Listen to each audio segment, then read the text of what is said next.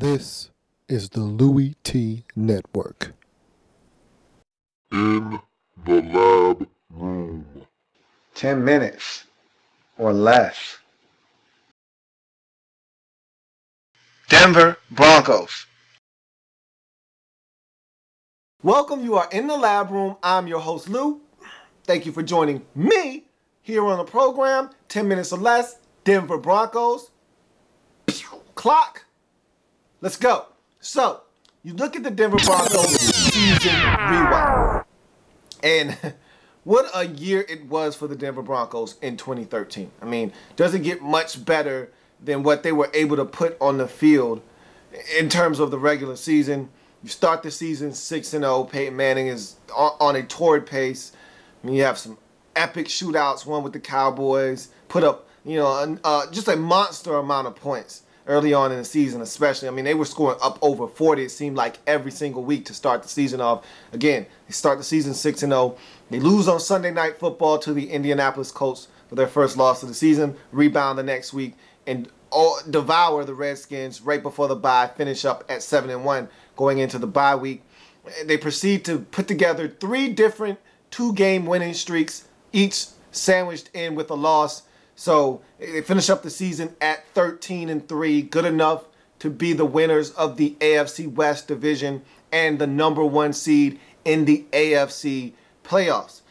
They get through the divisional round against the San Diego Chargers. They're able to beat the New England Patriots in the AFC Championship game, get back to the Super Bowl, or get to the Super Bowl, I should say. And we all know what happened there. I really don't need to. I really don't need to open up any old wounds. But let's just say they got a nice, solid thrashing at the hands of the Seattle Seahawks in the Super Bowl, 43-8. And not the way you want to end your season if you're the Denver Broncos, especially for how much history they set, how historic 2013 was for them on the offensive side of the football. That's just not the way you wanted to end that season. I mean, it's one thing to lose the Super Bowl. It's another thing to just absolutely get dismantled in the Super Bowl. But that's nor here nor there. It happened. It's done. So if you're the Denver Broncos now, you need to rebound. I mean, you seriously need to pick yourself up off the canvas, dust yourself off, and get back in the fight. And so you got $11 million worth of cap space. That number is probably going to increase with the ceiling of the cap to probably be raised, and you'll probably make a couple of moves in this offseason to give you a little bit more breathing room as well. So you've got some money to upgrade this roster, and I think you need to do that in several areas. Let's fast forward now to the 2014 offseason. So what to do if you're the Denver Broncos after how your season ended in 2013. You have to look to free agency first to see how you can improve your team.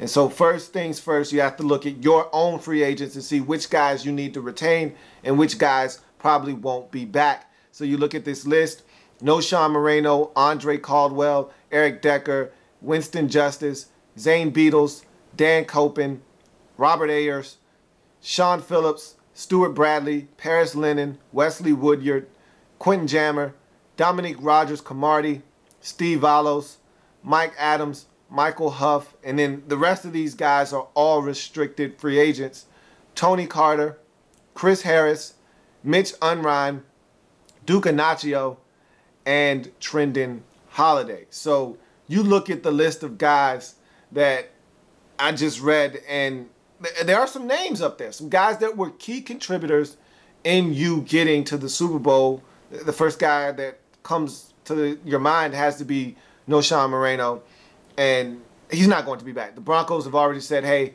we've got a lot invested in this running back position in terms of young guys. We want to see what this young crop of backs that we have can do. And I think that's a smart thing to do. If you're the Denver Broncos, you've got Monte Ball, you've got Ronnie Hillman, and if you don't feel comfortable with Ronnie Hillman and his fumbling issues, then you just go get another back in the draft, or you can go to free agency and get another back. But I feel like if you're going to spend money in free agency, why don't you just bring your stuff back? So I think it's a matter of just going out in the draft and getting another back if you don't feel comfortable with Ronnie Hillman. But you drafted Monte Ball last year for a reason. Time for him to be the new bell cow in Denver. You look at Eric Decker, and I think he should be back in Denver. But Denver's already made it clear you're a number 2 receiver. If you can find number 1 money out there in the market, knock yourself out. But if you're going to get number 2 money, we'd love to pay you that kind of money here in Denver. But we're not paying for you because you're a number 2 receiver in this league. And they're right. They're absolutely right in their assessment of Eric Decker. And I hope if he goes elsewhere, he lands somewhere where there's still another guy that can take the pressure off of him, because I don't think he's a number 1 receiver in this league. He's a great compliment, but he's not a star. And so if he goes out on the market and he finds the money he's looking for, I hope he finds a good fit, because he could easily find himself in a situation like Alvin Harper did years ago with the Cowboys, where he wanted to be a star. He went and got paid in Tampa Bay. It didn't work out. And he never was the same guy. So I hope that doesn't happen to him. But Denver's doing the right thing. They're in the right here. Now, that opens up a hole, and we'll talk about that a little bit later if you're the Broncos, if he doesn't come back. But he's a guy that you definitely want back. But again, the price needs to be right. Mitch Unrein, restricted free agent, he needs to be back. Key cog in that defensive line rotation, and he's not going to cost you a lot. You bring Mitch Unrein back. You also look at a guy, now I think you're probably going to have to give him a 1-year deal. That's Chris Harris. I mean, he got injured. He was your best corner on your football team. DRC and Chris Harris, to me, 1A, 1B in terms of your 2 best corners on your football team. Chris Harris, to me, was just coming into his own. And so you got to have Chris Harris back, but I think you got to have him back on a 1-year deal. I would think that would make the most sense, being it he just got injured. You don't know what you're getting out of him after the rehab of the surgery for the ACL. You really don't know what this guy is going to be. And until you figure that out, I think you can only give him a 1-year prove-it deal. And if he proves it, the next year you can extend that long-term deal to him. But you just don't want him to walk away because the guy is so talented. You really want to see what he's going to be after the knee injury. I think you bring back your cornerback, Chris Harris, on a 1-year deal and see what he's about after the injury. Dominique Rodgers-Cromartie, I think that's the guy you want to bring back as well. I think he was a standout for you in the secondary. And so you bring him back into the fold if you're Denver. You look at another guy that's on this list, and that's Shaun Phillips. I thought he played well. I didn't expect him to play as well as he did, to be honest with you. I thought you got a lot more out of Shaun Phillips than I thought he had left in the tank. And so you still need to get more pressure on the quarterback, but he wasn't a problem. He was part of the solution, but he wasn't the problem last year. I feel like if he's going to continue to give you what he gave you last year, because what he gave you last year should have been enough. But because of Von Miller and his off-the-field transgressions and then the subsequent injury, it wasn't enough. But it should have been enough, and I think he should be back again, as long as the price is right. As long as the dollars make sense and it all adds up, you bring Shaun Phillips back into the fold as well. So those are the guys I think you want to bring back if you're the Denver Broncos. You move on to team needs in Denver, and I think team needs are really simple. Defensive end, cornerback, wide receiver. And let's talk about all of these team needs. Wide receiver position, you have to really look to upgrade that position, because also Andre Caldwell, a.k.a. Bubba Caldwell, is a free agent. I don't see why you don't bring him back. You can add him to the list of guys that you bring back in Denver, because he's not going to cost you a lot. You're not going to break the bank for him.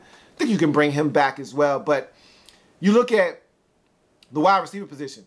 If Eric Decker is to walk and he is not back in Denver, you need a number 2 receiver. You don't currently have a guy on your roster that can step in and be the number 2 receiver. So hence, you need to go into the draft. And you're not allowed to go into free agency and get you one, because unless a guy like Riley Cooper is willing to accept the fact that he's a number 2 and he's willing to come in for some modest dollars, then you could go out and replace Eric Decker with Eric Decker Jr. in the form of Riley Cooper. But if you're going to spend money in free agency, I'm a big believer in spending on your own. So if you're going to spend money in free agency at the receiver position, why not bring Eric Decker back? So if he's not back, you need to upgrade the receiver position either way, whether it's through the draft or free agency. Cornerback, You couldn't get off the field last year in the Super Bowl, and it was because of the combination of the cornerback position and not getting pressure on the quarterback. So those two go hand in hand. You need to bring back your stuff at the cornerback position, but you also need to upgrade that position. Champ Bailey probably won't be back in Denver. You need to upgrade the cornerback position. Tony Carter is a free agent. You need to let him go and upgrade this position via free agency. I think you need to get a guy in free agency because you're in win now mode. You're not in winning down the road. You're trying to win while Peyton Manning is still your quarterback. You need to go in free agency and get a corner that can help you. And I feel like at defensive end, you can go in the draft and find something there if you're the Denver Broncos, because you couldn't get pressure on Seattle whatsoever, and that really hampered you in that Super Bowl. So you need to get pressure on the quarterback. You need to stop guys from catching the football on you, the cornerback position, and you got to replace Eric Decker if he's not back at the wide receiver position. That's going to do it for the Denver Broncos and myself. It's been the Denver Broncos in 10 minutes or less. 10 minutes or less. Like the content? Want more? Sub up. In the lab room.